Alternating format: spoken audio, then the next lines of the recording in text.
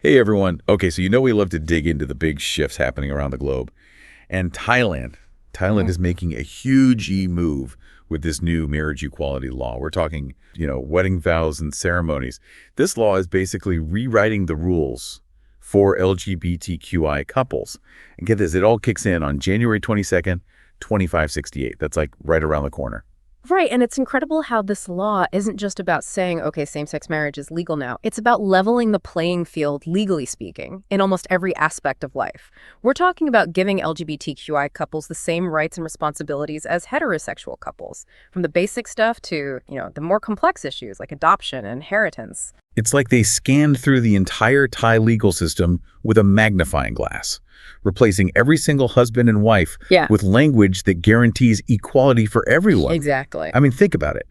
Age of consent for marriage, how divorces are handled, managing your money together, spousal benefits, and that's just for starters. It really is comprehensive. The law gets into the details, even covering things like who gets to make medical decisions for their partner in an emergency, or guardianship rights. So if one spouse is unable to make decisions, the other has the legal power to step in.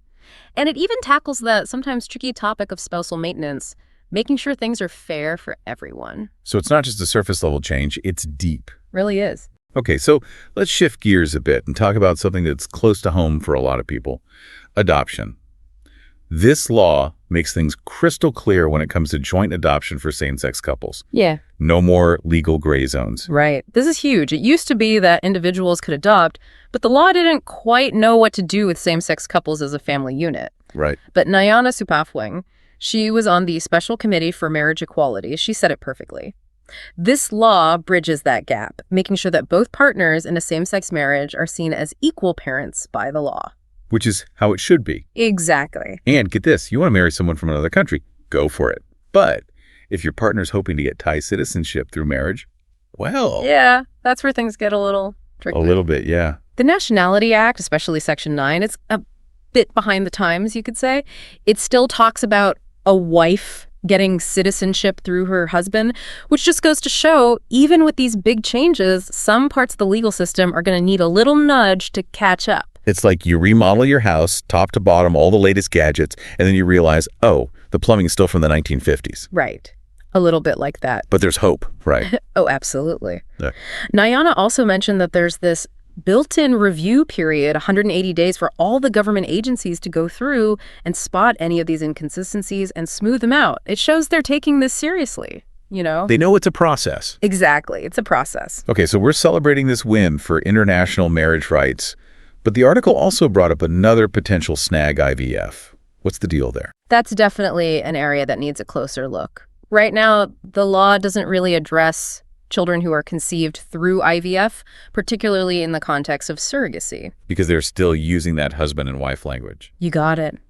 The Assisted Reproductive Technology Act, particularly Sections 19 and 21, they need updating. So for same-sex couples wanting to start a family that way, through IVF or surrogacy? It could be tricky. Chachai Emraj, a legal expert who actually helped draft the marriage equality law, he pointed that out. But there's good news here, too. Yeah. The Ministry of Social Development and Human Security, they're already on the case working on revisions. That's good to hear. Yeah. So we've got adoption, international marriage, IVF, all massively impacted by this law. But it feels like we're just scratching the surface here. What about other parts of family life, like inheritance? You're hitting on something really important, and this is where Section 67 of the marriage equality law comes in. This section, it's a game changer. Basically, it says that any law using husband-wife or husband and wife now applies to all married couples, no matter their gender. So it's like this one law is setting off a domino effect across Thailand's entire legal system. Exactly. It's a huge shift. And, that's why that 180-day review period is so important. It gives those other laws and regulations time to catch up to this new era of marriage equality. It's like they're rewriting the rule book as we speak. In a way, yes. And it's really inspiring to see this kind of progress. It really is. But even with this massive step forward, not everyone's going to be happy about it, right? That's true. While the law is a huge victory for inclusivity, we can't expect society to change its views overnight just because a law is passed. It's that old saying, right? Yeah. You can lead a horse to water. Exactly. It's not about forcing people to change their minds. It's about approaching these differences with understanding and empathy while still being firm about advocating for equal rights for everyone. Finding that balance. Right. Celebrating the progress, but recognizing there's still work to be done. And that's where ongoing dialogue comes in, right? Education, having those conversations. Absolutely. It's about fostering empathy, breaking down those misconceptions, and really highlighting the human impact of these legal changes. Showing people that this isn't some abstract legal thing. It's about real couples, real families, real lives being affected. Exactly. Like, imagine being a same-sex couple in Thailand before this law. You could have built a whole life together, a home, a business, a family, but you wouldn't have had the same legal protections as everyone else. Think about inheritance, for example. Exactly. That was a major issue. If one partner passed away, the other might not have inherited anything, even if they'd been together for years. This law changes that. Now, all couples, no matter their sexual orientation, have the same rights when it comes to inheritance. It all comes back to Section 67 and that ripple effect. It's not just about changing words on paper. It's about changing how the law views and protects families. Exactly. This law is sending a powerful message.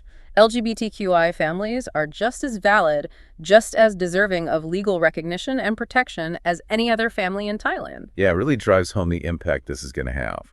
Like dropping a pebble in a pond and those ripples just keep spreading out. And it's important to remember, even with this huge step, legal recognition is only part of the equation. Societal acceptance, understanding those things are just as important. So where do we go from here?